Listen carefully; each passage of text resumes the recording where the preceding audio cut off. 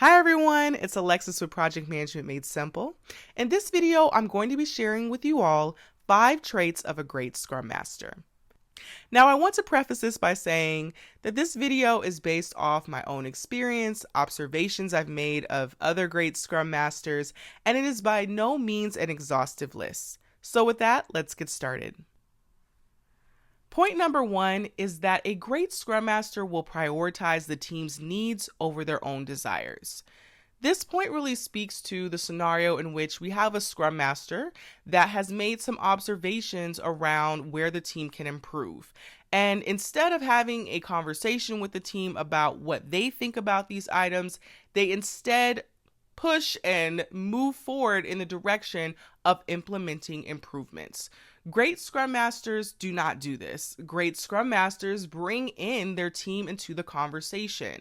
They heavily rely on the team identifying their own improvements and will provide their own observations as well. But ultimately, a great Scrum Master knows that in order to have effective change, it is important that the team is a part of the conversation and they are there to be as more of a consultant of sorts to help guide the team towards the best solution for them. Or I should say a coach, rather. They are there to be a coach of sorts to guide the team to the best solution for them.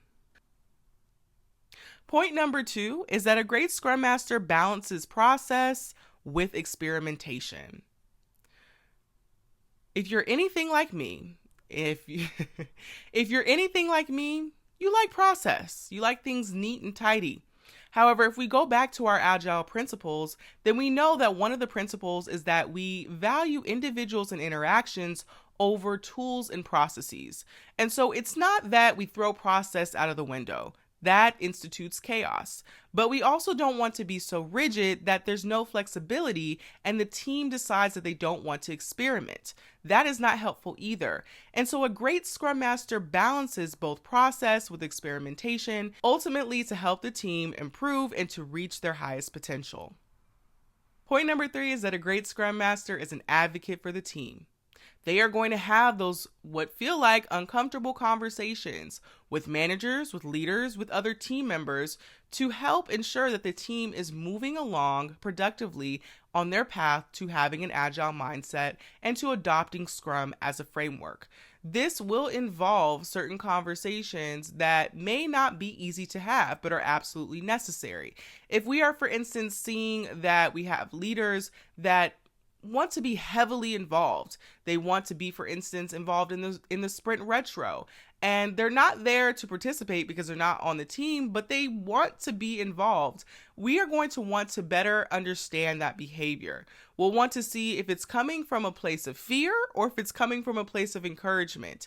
Either way, that is something that a Scrum Master will need to be able to be confident in addressing so that the team can be enabled to adopt Scrum to the best of their ability. Point number 4 is that a great Scrum Master is going to be a bit of an investigator. And this comes down, you'll notice a lot of these things come down to people skills and soft skills, knowing how to work with individuals, how to work with organizations and work with teams is huge and is critical in your path to becoming a great Scrum Master. And so with this point here, what I want to illustrate is that there will be times when the team quote unquote goes off script, where someone doesn't show up to stand up, where the team is not prepared for grooming, where the team brings in things to a sprint that doesn't meet their definition of ready. It is during those times where a great Scrum Master seeks to understand what is happening and why it's happening before jumping in and trying to correct the team. Now, it's important, of course, to understand and to highlight when certain things are going quote unquote off script, but it's also important to work with the mindset that the team is not ill-intentioned, that they more than likely have what they deem to be a good reason for doing what they're doing. And so in those moments, great Scrum Masters, they spend the time necessary to understand why something is happening before jumping in and trying to correct it. And finally, point number 5, and this one is going to seem obvious, but I think it needs to be stated is that a great Scrum Master knows and applies the Scrum Guide.